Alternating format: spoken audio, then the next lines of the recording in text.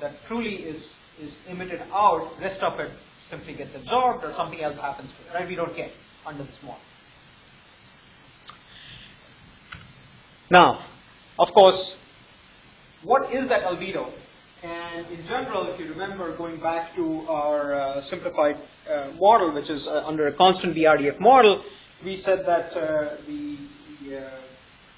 irradiance is simply some factor of the irradiance, right? So that factor that we typically apply in our constant BRDF model, now under the radiosity calculation, becomes a value that is tied to the albedo, right? So generally, albedo is something that we capture because it is non-directional, right? If I go back to my notion of some unit surface area, right, I can think of what's happening with respect to the amount of energy being reflected out. I'm talking about albedo, which means we are directional independent. We simply want to look at everything in all possible directions.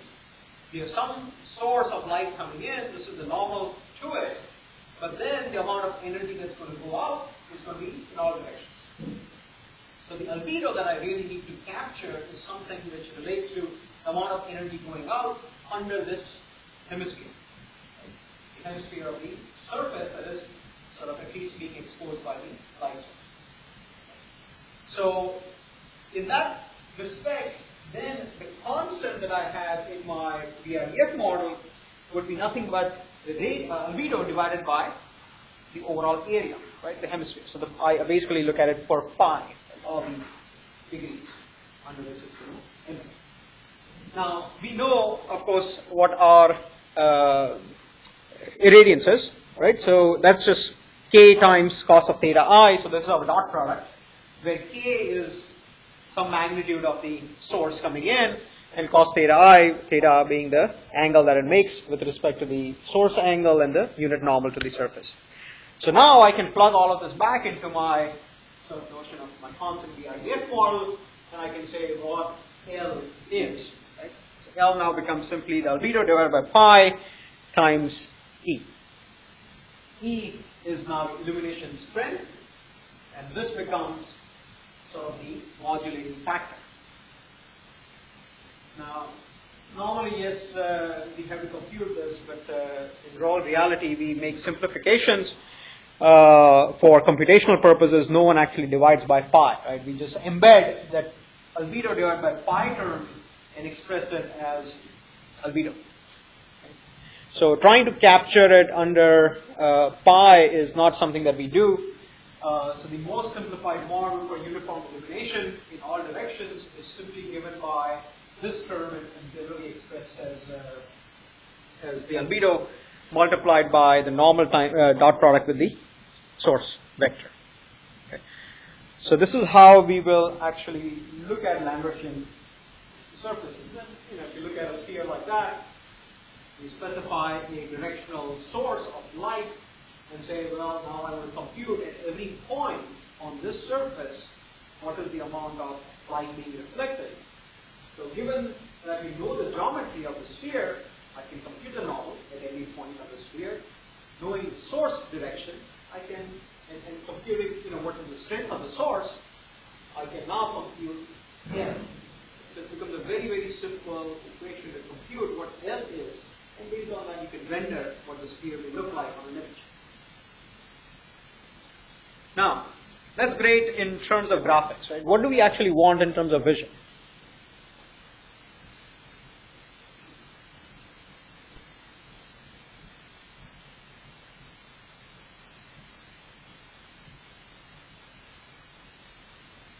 So in vision, so go ahead.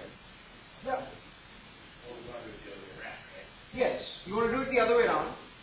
So in vision, what do you actually have at hand? What information do you have? Well, you have the image. Okay. So you have the image. So what you do have at hand is some version of this, right? In all reality, L, remember, if you go back and remember our discussion on the actual pipeline in terms of what happens beyond just the physics of it, to the capturing process, you try to embed everything in this camera response function. Right? So what intensity you actually capture is some f of L, right? F being this camera response function. So let's say that we don't have that, right?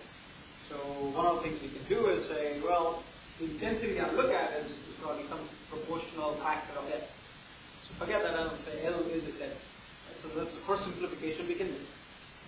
Right? If we make that, what we have is this. Now, once I have this, what do I want to do? Do I have any other information available to me?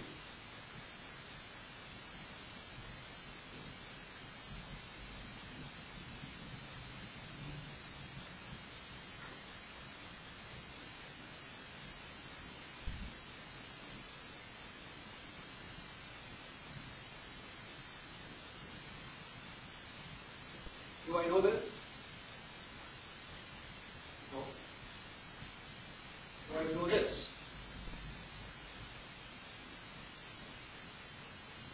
I don't know the geometry of the objects, I don't know what this is. Do I know this? I don't know that either. I don't know what the source of my information is. So you can see that, this is a nice model, right? If I know these properties, great, I can compute this. That's nice and easy. But if this is all I know, going back into this is not that straightforward. Now, of course, we can start making assumptions. Yes? So, what's the first assumption we make? Well, if I want to apply this, I should obviously assume that the object that I'm looking at is Lambert. So, if it's Lambertian, then every pixel has this value, which is fixed. Whatever it is, it's fixed. All right, very good. Now, I have one more piece of information. What I don't have is this. Right? So in vision, actually, what are we interested in? Are you truly interested in knowing where your light source is? Not really. I don't really care to know where that is. What I really want to know is this. Right? Because if I know this, then I can recover the geometry of the object. So now, of course, you have to solve a system that says, well, I know this. I can make some assumptions. And then give me some optimal combination of this that actually explains what I am seeing. That's kind of what we have to do in terms of vision. But in order to get that, we have to remember the kind of things that we assume. The most important thing we are assuming here is that we're looking at a Lambertian surface. So if we don't have that, we have a little bit of a problem because explanation of geometry will not abide by the actual sort of system that we solve. We solve for this particular model, and of course the object doesn't represent that model, then we cannot truly explain the object. So many times we have to extend these models. Now in general, we can look at that. As I said, the first simplification when we try to apply these models, that we simply say that intensity is proportional to radians that I calculate. So we'll try to equate those two. And the other thing that we can do is, rather than model everything as immersion, which is generally not the case in the real world, we also have to look at the other aspect of reflection, which is specular reflection. Right? So specular reflection is truly more of a directional reflection. So depending on the property of the surface, a certain amount of energy will actually reflect in a much more directed fashion rather than the equal amount of energy being reflected in all possible directions of the surface. So this directional reflection is expressed more in terms of specular reflection. So in general, radiation arriving along some source direction will emit off of the object a percentage of it in another direction. Right? And if you think of